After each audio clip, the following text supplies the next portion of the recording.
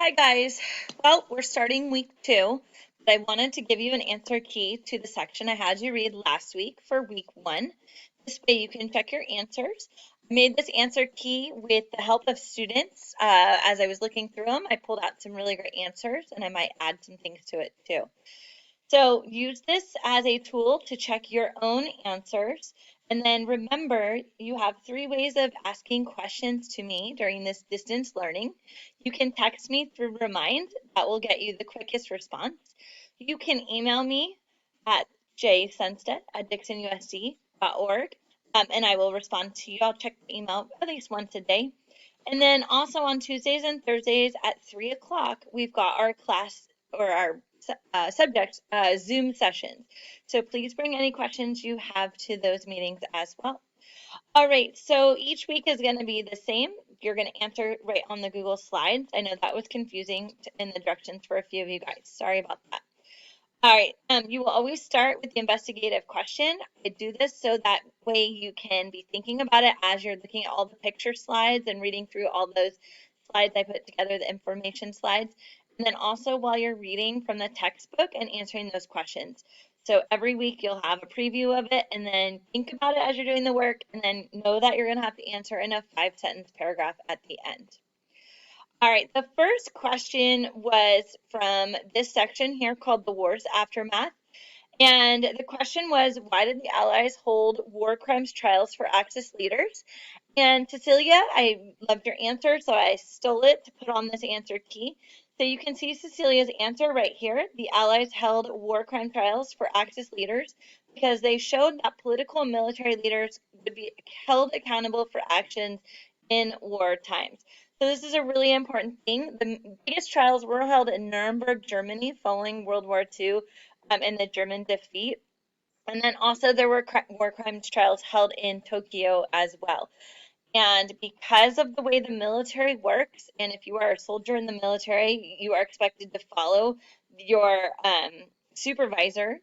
Most soldiers were not held accountable for the crimes. These people were all the leaders, the people making the decisions to do these horrible, horrible things. All right, the second question was a compare contrast. Now we've done these a few times in class, but I know a few of you guys found this confusing still. So just remember in this chart here, you're going to put similarities in the middle and then things that are different. So things that are unique, in this case to the United Nations, put here. Unique to the League of Nations, you're going to put there. So we'll do these. This is like a Venn diagram. It just gives you equal amount of space to write in. So both Michelle and Robbie helped me with these answers. They had some really great answers. So United Nations helped nations to develop economically, which was true. They worked, their work went far beyond peacekeeping missions, which is true. And they were founded in 1945. And then Robbie had added, has 5 main nations that are in charge and can overvote any vote. So he's talking about the UN Security Council, which is this 5-nation body that does have that extra power. Over on the far right, the League of Nations. Remember, the League of Nations was following World War I. So Michelle added this point down here that was founded in 1919. Remember, the League of Nations was Woodrow Wilson's idea or his plan to keep the peace. And Michelle added that point kind of up there. So nations joined it because they were seen as a war on humanity. War was awful. Remember how bad World War I was. And then Robbie added all equal votes, no overpowering one. So no one country had more power than another. I do want to remind you that Germany and Russia were not allowed to join the League of Nations. So just kind of keep that in mind. All right, and then similarities between the two. So they're similar in their answers, joined nations and promoted worldwide, I might have cut that off, worldwide peace, and then both played a great role in world affairs. And, you know, that is true, probably the United Nations more so than the League of Nations, but that was definitely the goal of both of them. So thanks, Michelle and Robbie, for those great answers. The next section was the alliance breaks down. So, of course, this is talking about the allies that fought together during World War II. So again, that would be the United States, Great Britain, the Soviet Union. France is a little bit involved, but remember, France was defeated so early on. So really the big 3 are going to be the United States, Great Britain, and the Soviet Union. So what post-war issues caused the Western Allies and the Soviet Union to disagree? And thanks to Amanda, she gave us this answer here. Conflicting ideologies and mutual distrust that caused the disagreement between the Allies and the Soviet Union.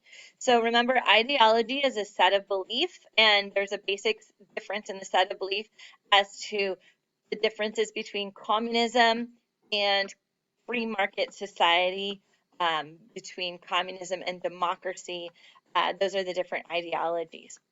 And then mutual distrust. And a lot of this mutual distrust had to do with the fact the United States had an atomic weapon, which we did not tell Stalin about before we exploded it in 1945. So that mutual distrust was there. Also, we did not like communism as a country, but we allied with Stalin because we knew we needed his help, and also because the United States felt that Hitler and the Nazis were worse than the communists. All right, thanks again, Amanda. All right, the next section, new conflicts develop. So what policy did the United States establish with the Truman Doctrine? So Hallie gave me this great answer. I really appreciated it. So she said, when the United States established the Truman Doctrine, its goal was to contain and limit communism to areas already under the Soviet Union. So that's a great answer. That is the policy. The policy the United States had was containment. And we're going to get into this a little bit more in this unit, and also you'll come back to it next year as juniors in U.S. history. All right, and then we've got another chart here. Annalie helped me out with this answer. I thought she did a nice job. So how did the peace made after World War II differ from that made after World War I? So again, here's World War I. And so things that only happened after World War I was the Great Depression arose, which was true. That's going to start in 1929, and Germany was in debt. Now, Germany would have been in debt after World War II as well, but remember the big reason why Germany was in debt was because of the war reparations. They had to pay that $33 billion back to the Allies, and this was not the case after World War II.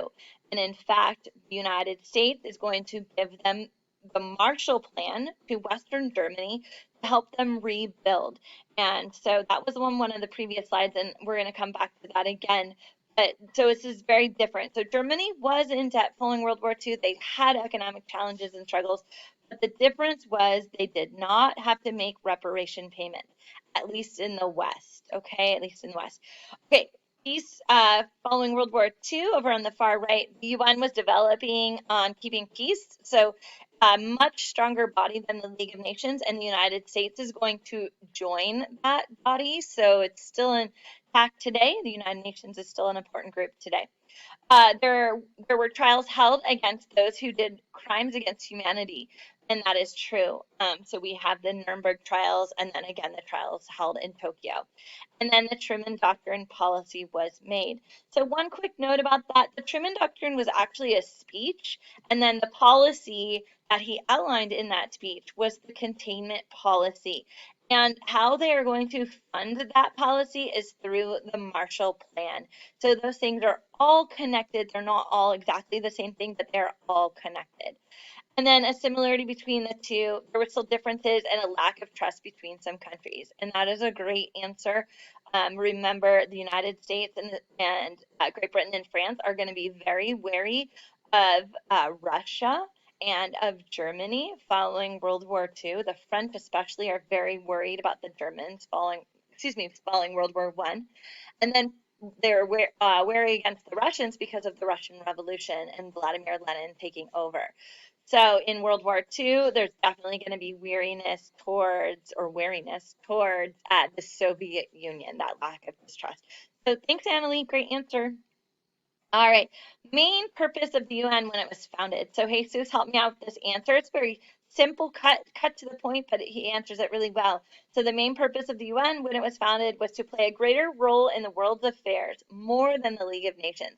And I just appreciated that Jesus added that little part there, more than the League of Nations, because, you know, we can say the League of Nations failed. We had World War II. League of Nations was a failure. But the United Nations, it's not a perfect group, but it sure has come a lot further than the League of Nations did. So thanks, Jesus. Great job. All right, and then two causes of the Cold War. So thank you to Taisha for giving us this answer. I liked how you framed your answer here. So one cause of the Cold War that the Soviet Union was that the Soviet Union feared the capitalist West and the United States feared communism. So those are those different ideologies or sets of beliefs. And then another reason for the Cold War was the Iron Curtain, which divided Europe into two sides, which Stalin saw as a call to war with the Soviet Union. So I want to remind you the Iron Curtain was a kind of a metaphor. It was not an actual uh, wall or anything like that, but it came from that speech that Winston Churchill gave in 1946, and Stalin did. He saw this division as very much a threat to him and his country. All right, and then the humanity of the Holocaust. So Taylor helped out with this one. It is important to remember the inhumanity of the Holocaust because it's important to remember what happens to all the innocent people who died. And it's important to remember so something like that does not happen again. So unfortunately, we have had genocide since the Holocaust. But, our hope is that we're doing a better job teaching kids about the Holocaust. I know you guys got the shortened version this year with all my personal events, so I feel bad about that. But definitely keep that in mind. And then innocent people, remember when bad things happen to innocent people, that's an atrocity. And, you know, that's just the worst of the worst. So thanks, Taylor. All right, and then the last one here, Noah helped us out with this. I could have taken this from a lot of different kids. You guys did, many of you did a really great job. So when you answer your investigative question, I would like at least 5 sentences. So here we've got a great example from Noah. World War II was the end of the bloodiest conflict in human history. However, the end brought many problems. It led to the Cold War. It led to East Europe being filled with commies or communists would be a little more academic, but that's okay. It led to Germany being split and left in political and economic shambles. It led to deep distrust between countries that last to this day. The end of World War II brought peace, but good times never last. All right, so a little cynical there at the end, but it is true as well. So one thing I want to point out is that the sentence right here, it led to Germany being split and left in political and economic shambles. The West is actually going to do quite well following World War II. The East is going to be where it's very challenging. And while West Germany didn't have to pay reparations back, the East Germans did see a lot of their factories literally dismantled and taken back to the Soviet Union. So they're kind of building from ground zero in a lot of cases on top of a war-torn country. So that's just one example. So that if I was going to make one correction to this, I would add that word. It led to East or Germany being split and the East being left in political and economic shambles. But overall, I thought this was very clear to the point. It answers the question, complete sentences. Let's try to keep in mind academic language. Let's capitalize those proper nouns. There's a lot of that going on. Let's try to use academic language. And definitely, guys, as it has been the whole year, let's use complete sentences. Not using complete sentences is just not adequate at this point in the game. You guys know that goes. The one last point is some of you guys were Googling answers. That's not the assignment either. The assignment is to do the reading and respond with the book. So answers that look like they're Googled, I just kind of copy them, put them into Google, and find that source, and then just don't give you credit for it. Okay, guys? You need to be reading in your book and doing that. And it is actually, I'm giving you less assigned work in a week than you typically had. So usually you'd have 4 days to do this amount of work, and now you have 5. So I know it's trying times and things are really challenging right now, but I have faith in that you can do this. Please communicate with me when you have challenges or running into problems or when you have questions. Communication is key since I don't get to see you every day. Okay, guys, I hope you're doing good. And come Zoom with us on Tuesdays and Thursdays. It's good to see your faces. I sure do miss you. All right, take care, guys.